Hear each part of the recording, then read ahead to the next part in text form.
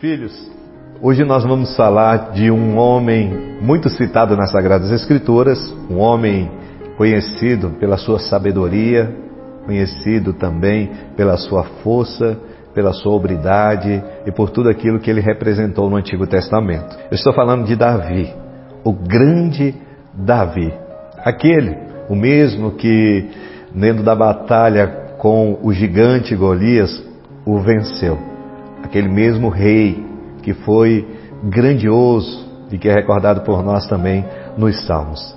E eu gostaria de mostrar para todos vocês, isso é tão bom, quando a gente começa a perceber que diante de tantas virtudes que o homem possui, diante de tantas riquezas que cada um de nós carregamos dentro de nós por graça de Deus, nós também carregamos algo mal.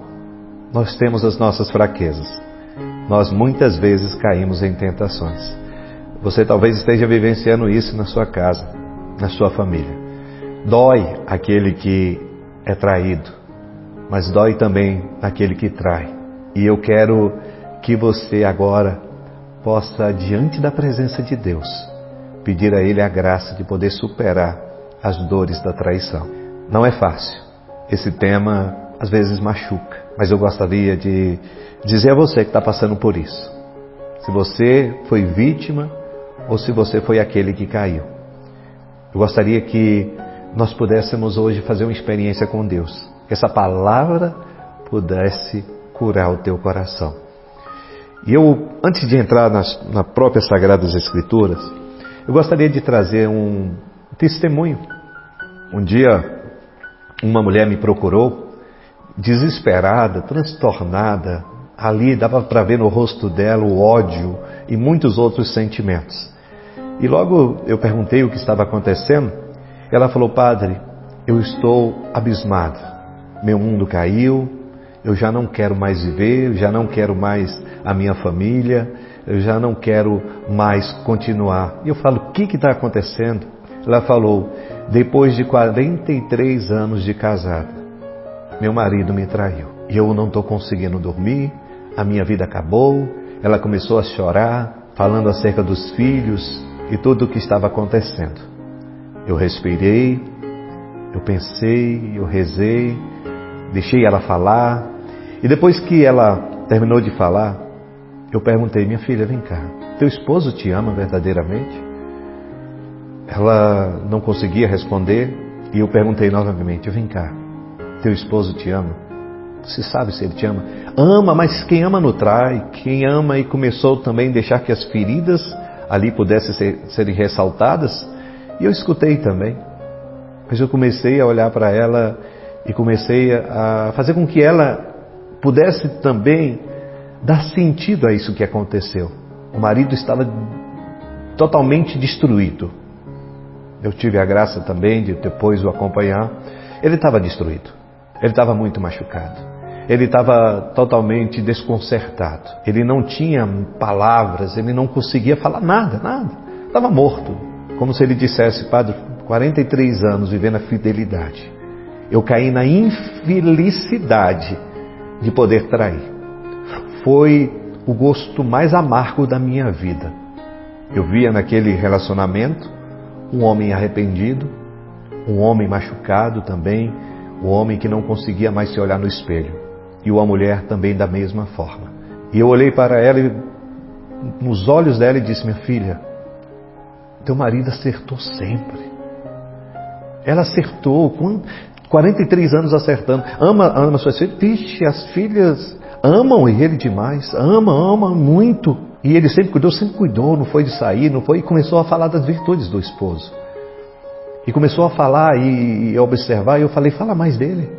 Sim, sempre foi um bom esposo, trabalhador, nunca foi de farra, nunca bebeu. E começou a falar. Depois que ela falou e que começou a entrar dentro do sentido da relação machucada e ferida, e ela falou: padre, mas é muito difícil. Eu sei que ele é um homem maravilhoso, mas eu não sei se eu vou aguentar manter esse relacionamento mais. Eu falei: minha filha, 43 anos vivendo a felicidade por causa de um erro, você vai jogar fora? Naquela hora, eu falei para ela: filha, sabe qual é a pior punição do teu esposo? É ele olhar e saber que ele não foi fiel. Essa é a punição dele. Quantas pessoas caíram, fraquejaram e estão arrependidos? Aí fala, mas eu não poderia ter feito isso. Quantas vezes você também não traiu com o olhar, você não traiu de certas formas? Não pensa que traição só é quando o homem e a mulher se deitam na cama com o outro, ou quando tem um relacionamento com o outro. Há diversas formas de traição. Se a gente for falar aqui de traição, o próprio Senhor diz, quem olhou para o outro e desejou no seu coração, para uma mulher e desejou no seu coração, já pecou com ela no interior da sua alma. Então, diante desse testemunho desta mulher que começou a pensar não mais simplesmente com aquilo que era o grande tesouro dela, meu casamento perfeito, eu nunca imaginei que isso ia acontecer comigo. Isso, filha amada, mas aconteceu e você precisa superar. E graças a Deus, ela começou a olhar para o esposo com um olhar diferente. Ele também teve que se perdoar e continuar a família, continuar a caminhada. Um homem maravilhoso. Se era um pai bom, se tornou melhor ainda. Se era um esposo bom, se tornou melhor ainda. Então o amor era mais forte do que qualquer vingança. Aí, padre, mais, filho, se eu for comentar aqui todas as situações de todo mundo que sofre alguma espécie, mas a minha traição, o marido já está traindo há não sei quantos anos, porque minha esposa já me trai há não sei quantos anos. Então não, a gente vai tratar aqui daquilo que é o mais pertinente, daquele que se arrependeu. E eu gostaria que você pegasse o livro de 2 Samuel, capítulo 12, dos versículos de 1 e seguinte. O Senhor enviou Natã. Natã entrou na presença do rei e lhe disse: em certo povoado havia 2 homens, um rico e outro pobre. O rico tinha muitos rebanhos de ovelhas e bois. O pobre tinha apenas uma ovelhinha que havia comprado. Ele o criava e ele crescia com ele e com os seus filhos, comendo do seu pão, bebendo do seu copo, dormindo em seu colo. Era como uma filha. Chegou uma visita à casa do rico e, não querendo perder uma ovelha ou um boi para servir a seu hóspede, pegou a ovelhinha do pobre e serviu seu hóspede. Davi ficou furioso contra aquele homem e disse a Natã: por Deus, quem fez isso é réu de morte. Não quis respeitar o que é do outro e deverá pagar 4 vezes o valor da ovelhinha. Então Natã disse a Davi: esse homem és tu. Assim diz o Senhor Deus de Israel: eu te ungi rei de Israel, te livrei de Saul, te dei a filha de teu senhor, pus em teus braços suas mulheres, te dei a casa de Israel e Judá, e se for pouco, acrescentarei outros favores. Porque desprezastes o Senhor, fazendo o que ele reprova? Esse é o grande Davi. A gente viu o profeta Natã trazendo a Davi quem ele era. Até o grande Davi se perdeu. Filho, não se trata aqui da gente passar panos, no erro. Não é isso. É porque às vezes a nossa radicalidade ela é muito pesada. A gente vê Davi e recordando do que Natã está se referindo. Davi com suas mulheres, com as suas posses, com seu reinado, e Urias, que trabalhava no seu reino, com a sua esposa. Davi se apaixona pela esposa de Urias. E a gente sabe o que aconteceu. Para ficar com a esposa de Urias, Davi o enviou para uma batalha de morte, e ali Urias morre. E Davi fica com sua esposa, ela estava grávida, e a gente sabe toda a história. E o profeta, Deus, ele vê tudo. Deus, ele vê a nossa sujeira. Deus, ele vê o nosso pecado. Deus vê a nossa miséria. Davi recebe a visita do profeta Natã, e o profeta traz essa história do rico e do pobre. O rico com muitas ovelhas, posses, e o pobre com uma que cuidava, zelava, a única coisa que ele tem. Chega uma visita, o rico, ao invés de tirar do que ele tinha, ele pegou do pobre, a única que ele tinha. E ele, naquele momento, a revolta de Davi. Fica revoltado, merece morrer. Aí Natan falou: esse homem é você, Davi. Sabe as nossas radicalidades? Nós somos muito radicais. Quando alguém erra, quando alguém falha, nós somos muito rápidos em julgar. Ah, mas porque ele fez isso, ele merece aquilo. Logo, nós somos muito práticos na condenação do outro. E eu vou te dizer, filho amado, muitos dos pecados daqueles que nós condenamos são os nossos pecados e até bem pior. Olhamos o cisco no olho do outro enquanto nós carregamos dentro de nós uma trave. Eu não estou falando aqui que não seja pecado, que não seja errado, que não seja erro. Estou dizendo aqui que dentro dos nossos relacionamentos há uma radicalidade muito grande quanto ao pecado do outro. Ah, mas meu marido é ignorante, a minha esposa é ignorante. Mas por que ele é ignorante?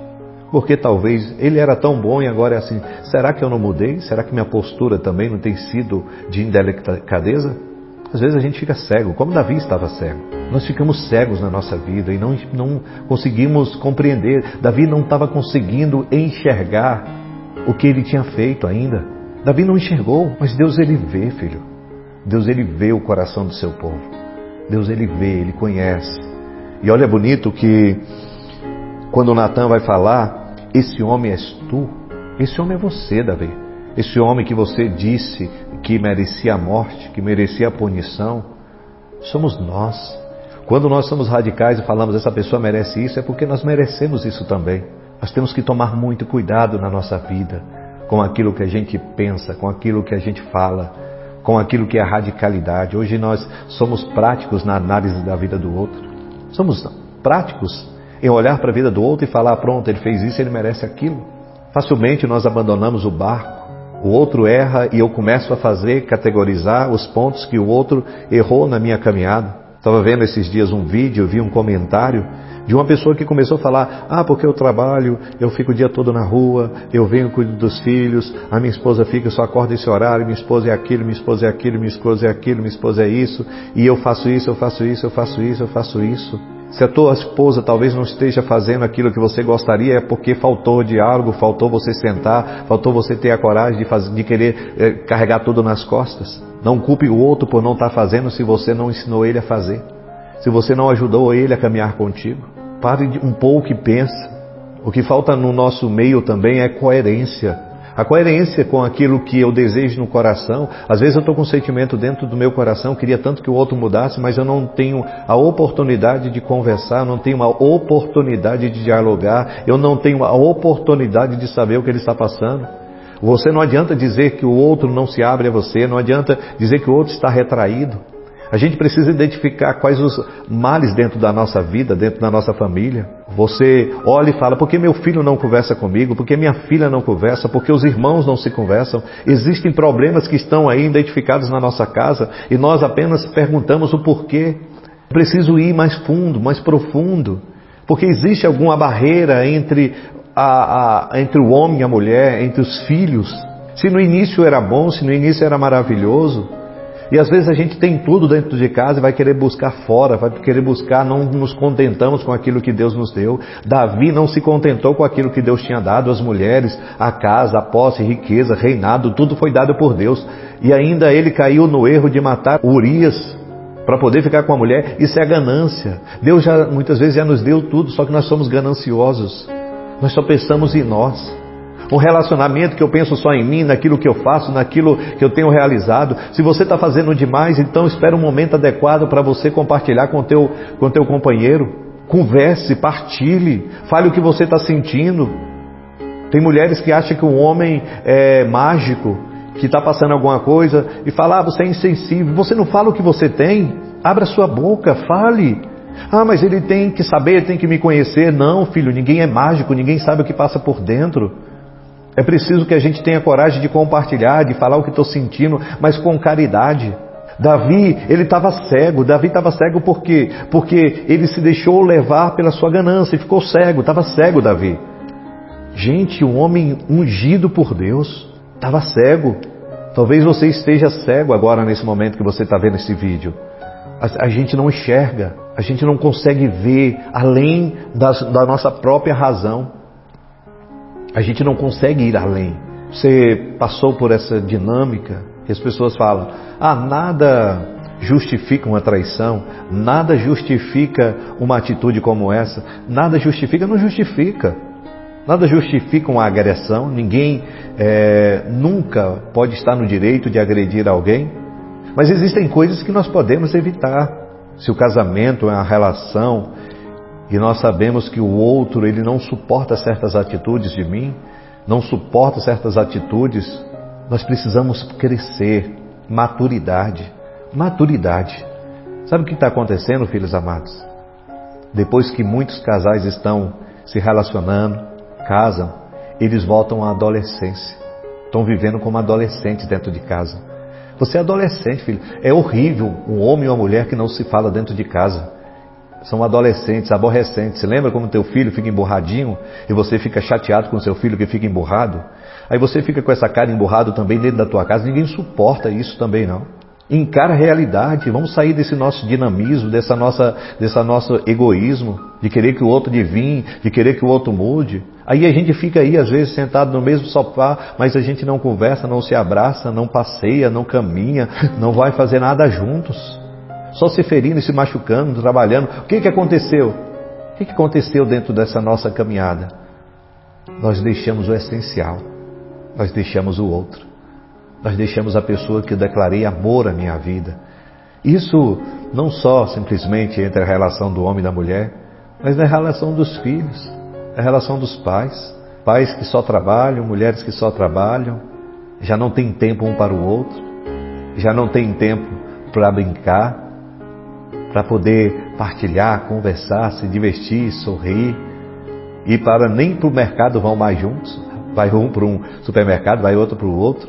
Acorde para a vida. Padre, mas eu estou separado e agora? Então vai viver a tua felicidade com quem mora do seu lado. E isso vai acontecer se você estiver casado, se você estiver solteiro, se você estiver desquitado, se você estiver emancebado, se você estiver em qualquer lugar.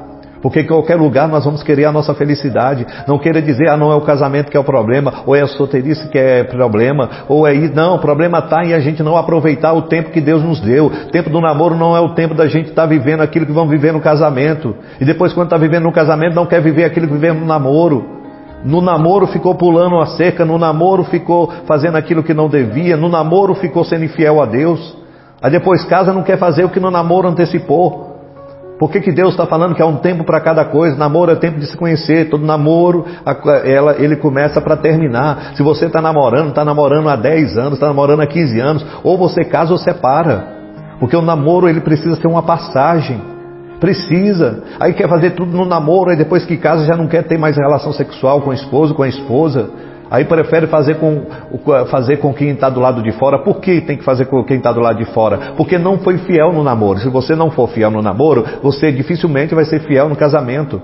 Quando a igreja chama a viver a castidade dentro da relação no namoro, é porque quando você estiver na relação matrimonial, que você vai poder fazer a relação sexual, que é algo divino, aí você não vai precisar ter outras fora para poder ser feliz.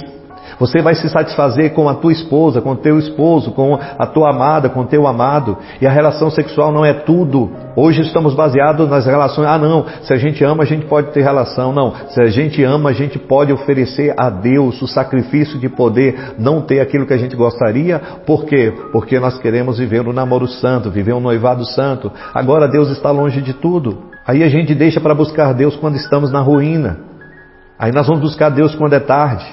Esse vai ser o tema do nosso próximo vídeo. Hoje nós estamos vendo aqui o drama de um profeta, o drama de um homem que traiu, que errou, mas que teve a oportunidade de poder ter a sua vida novamente. Errou? Levanta a cabeça. Homem, ajuda a tua mulher, ajuda. Ajuda ela a crescer, ajuda ela a se recompor, ajuda ela a se levantar. Mulher, ajuda teu esposo a se colocar de pé. Assim como Deus te colocou de pé quando muitas vezes você errou. Muitas vezes nós falhamos, Senhor, mas muitas vezes Deus nos colocou de pé. Hoje, eu quero pedir a Deus que os corações que foram feridos pela traição e que estejam verdadeiramente arrependidos, que nós possamos derramar lágrimas, mas lágrimas de cura. Se você foi a traída, se você foi o traído, se você foi vítima, eu quero pedir que o Senhor te conceda essa virtude, a virtude do perdão, a graça de perdoar, assim como Deus tens perdoado os teus pecados. assim como Deus me perdoou e como eu tenho perdoado os meus irmãos, que Ele possa nos conceder a graça de propagar essa graça. Filho, coragem, porque nós somos traidores. Quantas vezes traímos Jesus e quantas vezes Ele tem nos perdoado. Não trate o outro com as suas radicalidades. Sede misericordioso, como o Pai do céu é misericordioso.